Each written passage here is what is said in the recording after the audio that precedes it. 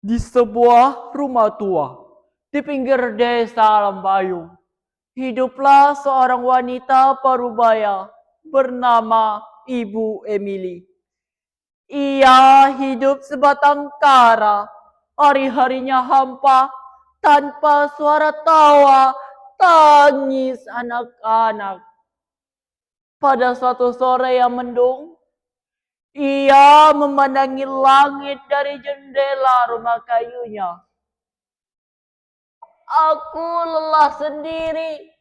Aku ingin ada anak yang bisa kupeluk, kudongengi, dan tersebut buah hatiku. Dorongan dalam hatinya membuatnya pergi jauh ke dalam hutan, di mana orang desa mempercayainya sebagai tempat mata air keramat. Di sanalah ia bersimpuh di bawah cahaya rembulan yang sedang menengadah sambil berdoa. Wahai penjaga mata air, jika engkau mendengarku, berikanlah aku seorang anak, meski hanya satu. Aku mohon, aku mohon.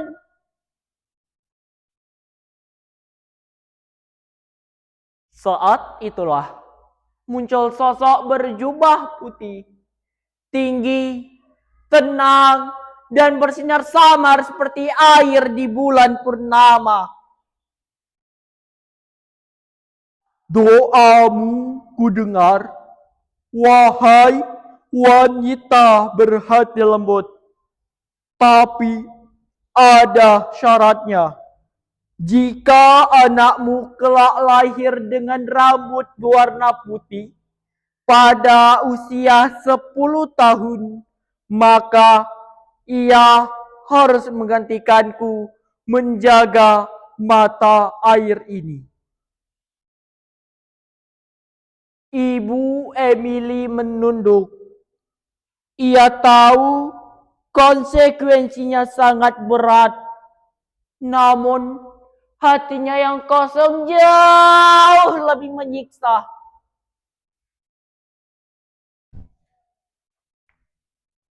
Aku terima syarat itu, asalkan aku bisa menjadi seorang ibu.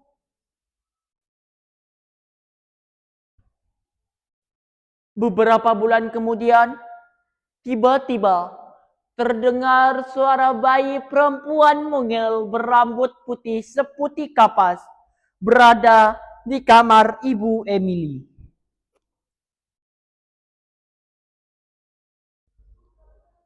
Ibu Emily menatapnya dengan penuh dalam. Ia merawat bayi itu dengan penuh sukacita. Namamu Alara anakku, cahaya dalam sunyiku.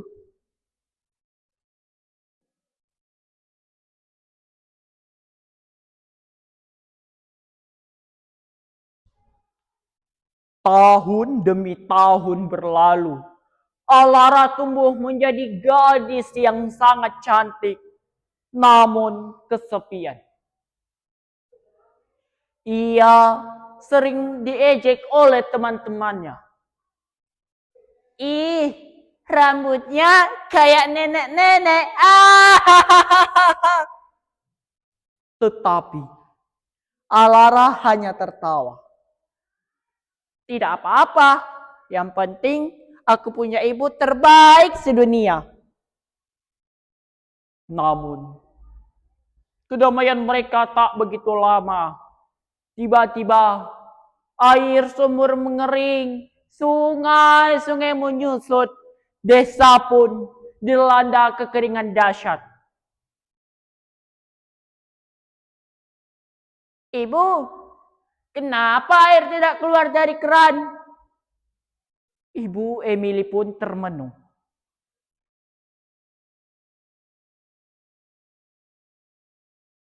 Airnya habis.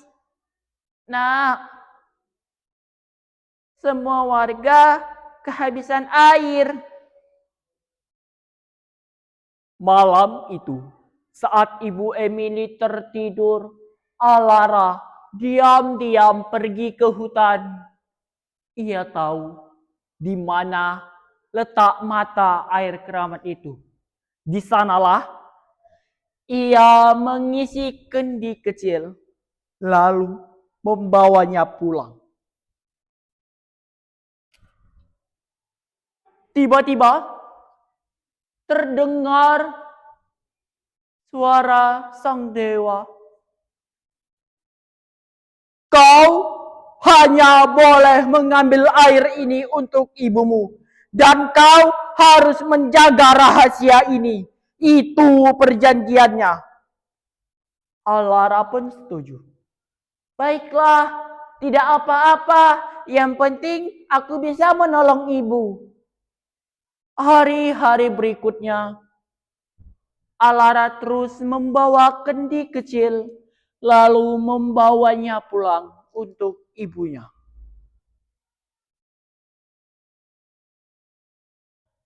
Tetapi warga mulai curiga. Salah satu warga pun bertanya kepada Alara. Alara, dari mana kamu dapat air sebanyak ini? Tanya Pak Arta, tetangga sebelah. Aku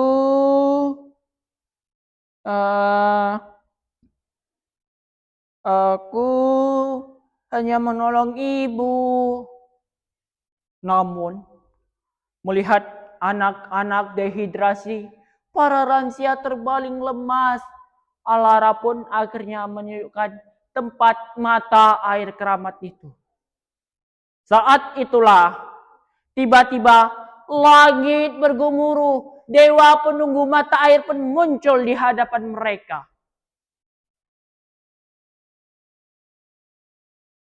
Kau telah mengingkari janji. Mulai sekarang kau hanya boleh melangkah 10 tapak dari tempat ini. Itu perjanjiannya. Dan Allah pun menjawab, tapi mereka butuh air. Tidak, kau tidak boleh ada alasan lagi. Sejak hari itu, Alara hidup kesepian. Dan ia tumbuh menjadi gadis yang sangat cantik namun kesepian. Tiap hari, ibunya kadang-kadang membawa makanan untuknya. Tetapi sudah 3 hari ibu tak muncul. Aduh, sudah 3 hari ibu tak muncul. Kira-kira ibu kemana ya? Ibu. Saat itulah Alara pergi ke hutan lalu bermohon kepada sang dewa. Tolong, aku ingin bertemu ibuku. Aku mohon.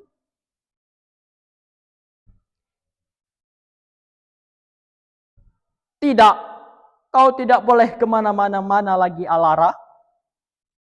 Saat itulah, tiba-tiba terdengar suara langkah kaki seorang pemuda yang muncul dari semak-semak.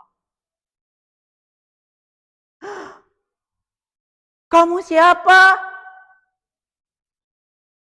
Aku Arsan. Aku tersesat di sini.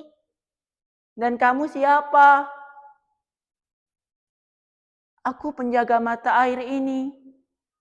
Melihat Arsan yang kelelahan, Alara pun memberinya segelas air untuk diminum.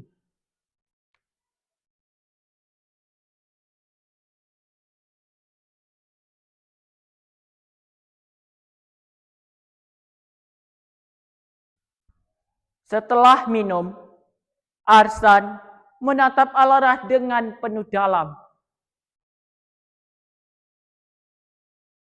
Ada yang bisa kulakukan? Katakan kepadaku. Apa yang bisa kubantu? Alara pun menceritakan segalanya. Mendengar hal itu, Arsan berjanji, baiklah, aku akan mencari ibumu. Tunggu aku beberapa hari kemudian. Arsan pun pergi mencari ibunya. Dan tak lama kemudian, Arsan kembali. Alara, aku sudah menemukan ibumu. Ibumu lagi sakit. Mendengar hal itu, Alara sedih. Sebab ia tak bisa pergi karena ia hanya boleh melangkah 10 tapak dari tempat ini. Melihat itu, Arsan pun berkata, bagaimana kalau kita memotong rambutmu lalu mengikatnya pada batang kayu dan menancapkannya di pinggir mata air? Alara pun setuju dan mereka pun melakukan itu.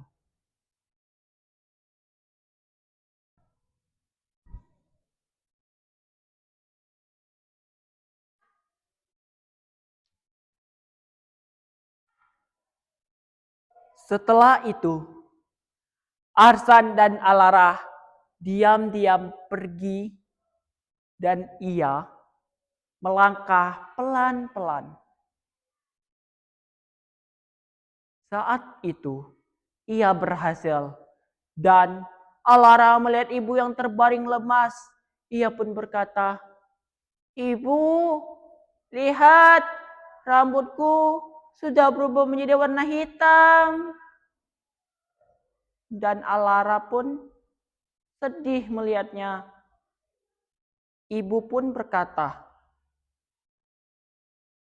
"Berarti itu tandanya kutukan telah berakhir."